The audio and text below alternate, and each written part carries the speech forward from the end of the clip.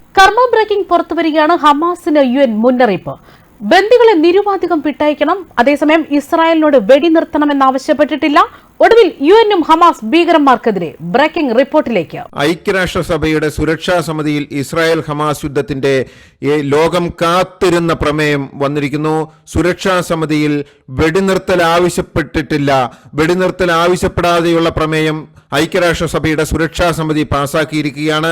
Marathon ചർച്ചകൾക്ക് ശേഷം, ആഴ്ചകൾ നീണ്ട ചർച്ചകൾക്ക് ശേഷമാണ് ഇപ്പോൾ പ്രമേയം UN സുരക്ഷാ സമിതി പാസാക്കിയത്. വെള്ളിയാഴ്ചയാണ് രാത്രി വോട്ടെടുപ്പ് നടന്നത്. അതിന്റെ പ്രധാനപ്പെട്ട ഹൈലൈറ്റ്സുകൾ ഇപ്രകാരമാണ്. ഇസ്രായേലിനോട് അടിയന്തരമായ വെടിനിർത്തലോ യുദ്ധം നിർത്തിവെക്കാനോ ഈ പ്രമേയം ആവശ്യപ്പെടുന്നില്ല.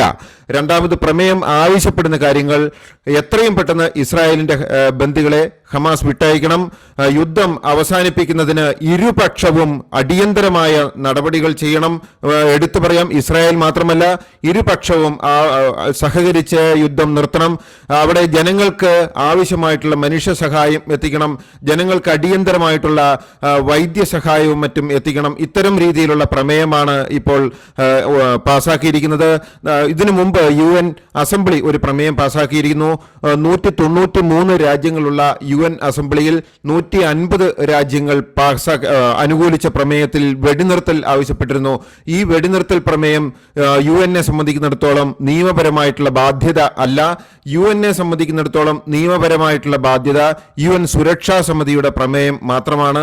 UN സെക്യൂരിറ്റി കൗൺസിലിന്റെ പ്രമേയത്തിൽ ആവശ്യപ്പെടുന്നത് ഹമാസ് ബന്ദികളെ വിട്ടയക്കണം എന്നാണ്. ഇത് ഹമാസിന് ഒരു മുന്നറിയിപ്പ് തന്നെയാണ്. ഇനി ഇസ്രായേലിന്റെ ബന്ദികളെ ഹമാസ് വിട്ടയച്ചിട്ടില്ല എങ്കിൽ അത് UN സുരക്ഷാ സമിതിയുടെ പ്രമേയത്തിനെതിരാകും. UN ഗാസയിൽ നടപടി സ്വീകരിക്കാം. അതായത് UN സുരക്ഷാ സമിതി പാസാക്കിയ പ്രമേയം ഫലത്തിൽ ഇസ്രായേലിന് അനുകൂലം എന്ന് തന്നെ ഒരർത്ഥത്തിൽ വിശേഷിപ്പിക്കാം. ഇത് ഹമാസിനെതിരാണ്. ബന്ദികളെ മോചിപ്പിക്കുവാൻ ഹമാസിനോട് ആവശ്യപ്പെടുന്നു. അതേസമയം മറുവശത്ത് ഇസ്രായേലിനോട് വെടിനിർത്തൽ ആവശ്യപ്പെടുന്നില്ല. മുമ്പ് UN സുരക്ഷാ സമിതി ഒരു പ്രമേയം പാസാക്കിയിരുന്നു. ആ പ്രമേയത്തിൽ വെടിനിർത്തൽ ആവശ്യപ്പെട്ടിരുന്നു, മറിച്ച് ബന്ദികളെ മോചിപ്പിക്കുവാൻ ആവശ്യപ്പെട്ടിട്ടില്ലായിരുന്നു. അന്ന് ആ പ്രമേയം അമേരിക്കയാണ് വീറ്റോ ചെയ്തത്. അമേരിക്ക വീറ്റോ ചെയ്തപ്പോൾ ബ്രിട്ടൻ വിട്ടുനിന്നു. ബാക്കി 13 രാജ്യങ്ങൾ അനുകൂലമായിട്ട് വോട്ട് ചെയ്തു. പക്ഷേ അമേരിക്ക വീറ്റോ ചെയ്ത് അന്ന് ആ പ്രമേയത്തെ പരാജയപ്പെടുത്തുകയായിരുന്നു. ഇപ്പോഴത്തെ പ്രമേയത്തിൽ അന്ന് പാസാക്കിയ പ്രമേയത്തിൽ വെടിനിർത്തൽ ആവശ്യപ്പെടുന്നില്ല. അവിടെയാണ് ഇസ്രായേലിന്റെയും അമേരിക്കയുടെയും വിജയം. UN തീരുമാനമാണ്, വെടിനിർത്തൽ ആവശ്യപ്പെടുന്നില്ല. അതേസമയം ഹമാസ് ബന്ദികളെ മോചിപ്പിക്കണം എന്നാവശ്യപ്പെടുന്നു. ഇനി ബന്ദികളെ മോചിപ്പിച്ചിട്ടില്ല എങ്കിൽ ഹമാസിനെതിരെ നിയമ നടപടിയോ യുദ്ധമോ ചെയ്യുവാൻ UN സുരക്ഷാ സമിതിക്കും അതുപോലെ തന്നെ UN നിയന്ത്രണത്തിലുള്ള പട്ടാളത്തിനും സാധിക്കും. അതാണ് ഈ പ്രമേയത്തിന്റെ ഏറ്റവും വലിയ പ്രത്യേകത. ലോകം കാത്തിരുന്ന പ്രമേയമാണ്. മറുവശത്ത് UN അസംബ്ലി കഴിഞ്ഞ ദിവസം പാസാക്കിയ പ്രമേയത്തിൽ വെടിനിർത്തൽ ആവശ്യപ്പെട്ടിരുന്നു. 193 രാജ്യങ്ങളിൽ 150 രാജ്യങ്ങളിലധികം വെടിനിർത്തൽ ആവശ്യപ്പെടുന്നു. പക്ഷേ നിയമപരമായി UN ബാധ്യതയില്ല. UN സെക്യൂരിറ്റി കൗൺസിലിന്റെ 15 രാജ്യങ്ങളും 5 വീറ്റോ പവറുള്ള രാജ്യങ്ങളും ഉൾപ്പെട്ട UN സെക്യൂരിറ്റി കൗൺസിലിന്റെ പ്രമേയം മാത്രമാണ് UN നിയമപരമായ ബാധ്യത. ഈ പ്രമേയത്തിൽ ബന്ദികളെ മോചിപ്പിക്കുവാൻ ഹമാസിനോട് ആവശ്യപ്പെടുന്നു. ഈ മറുവശത്ത് ഇസ്രായേലിനെതിരെ കടുത്ത നടപടികൾ ഈ പ്രമേയത്തിലില്ല. 15 രാജ്യങ്ങളിൽ UAE ആണ് ഈ പ്രമേയം അവതരിപ്പിച്ചത്.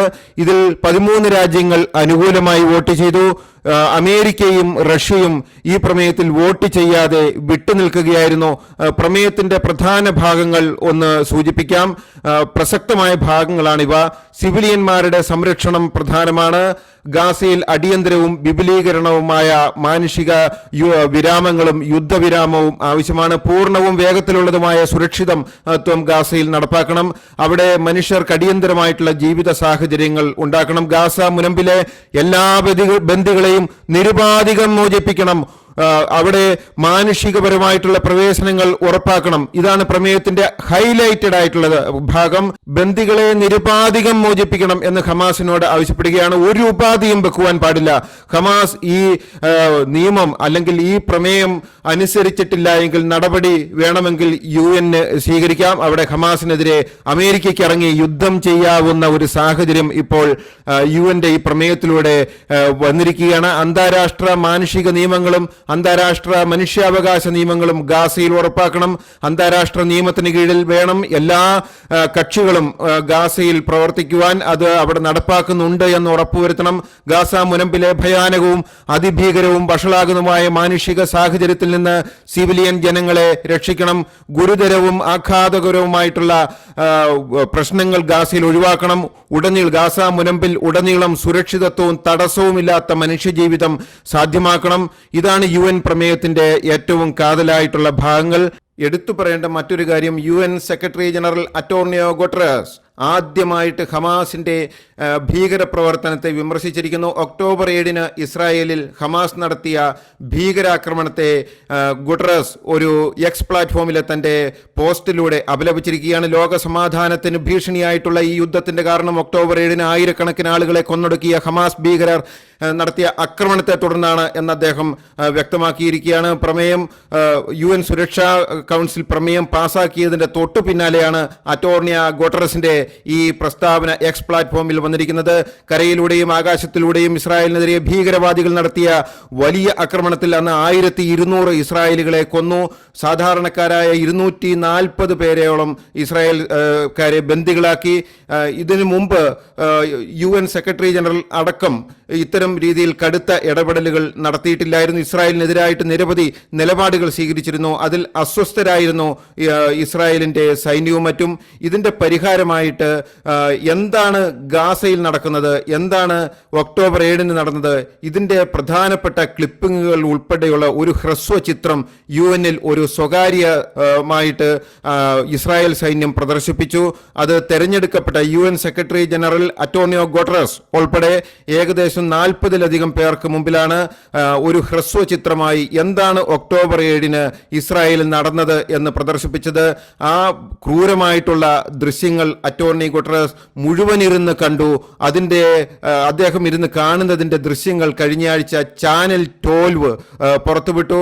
അതിനുശേഷം ആണ് ഇപ്പോൾ സെക്യൂരിറ്റി കൗൺസിലിൽ വെടിനിർത്താൻ ഇസ്രായേലിനോട് ആവശ്യപ്പെടാത്ത ഒരു പ്രമേയം, അതുപോലെ ബന്ദികളെ നിരുപാധികം വിട്ടുകൊടുക്കുവാൻ ഹമാസിന് നിർദ്ദേശം കൊടുത്തുകൊണ്ടുള്ള ഒരു പ്രമേയം പാസ്സാക്കിയിരിക്കുന്നത്. അതിനുശേഷമാണ് അന്റോണിയോ ഗുട്ടറസ് ഇത്തരം ഒരു പ്രസ്താവന ഇറക്കിയിരിക്കുന്നത്. ഭീകരരുടെ അതുപോലെ വീഡിയോകളിൽ കാണുന്നത് ഇസ്രായേലിൽ നടന്ന കശാപ്പുകളാണ്, പീഡനങ്ങളാണ്, ശിരച്ഛേദനങ്ങളാണ് ഭയാനകമായിട്ടുള്ള ഫൂട്ടേജിൽ കണ്ടത് എന്നും അന്റോണിയോ ഗുട്ടറസ് ഇപ്പോൾ സഹപ്രവർത്തകരോട് വ്യക്തമാക്കിയിരിക്കുകയാണ്. UN ഇപ്പോൾ ഇസ്രായേലിന് അനുകൂലമായിട്ടുള്ള എന്ന് പറയാവുന്ന രീതിയിലുള്ള ഒരു പ്രമേയവും ഹമാസിനെതിരായിട്ട് ബന്ദികളെ നിരുപാധികം വിട്ടയക്കുവാൻ ആവശ്യപ്പെടുന്ന ഒരു പ്രമേയത്തിന് പിന്നാലെ UN സെക്രട്ടറി ജനറൽ ഇപ്പോൾ തന്റെ നിസ്സഹായാവസ്ഥ എന്ന് പറയുന്നത് പോലെ തന്നെ ഒരു പോസ്റ്റ് എക്സ് പ്ലാറ്റ്ഫോമിൽ കുറിച്ചിരിക്കുകയാണ്. അതിൽ ഒക്ടോബർ 7 ഭീകരരുടെ അക്രമത്തെ നിശിതമായി വിമർശിക്കുകയും ചെയ്തിരിക്കുകയാണ്. ന്യൂസ് ഡെസ്ക് കർമ്മ ന്യൂസ്.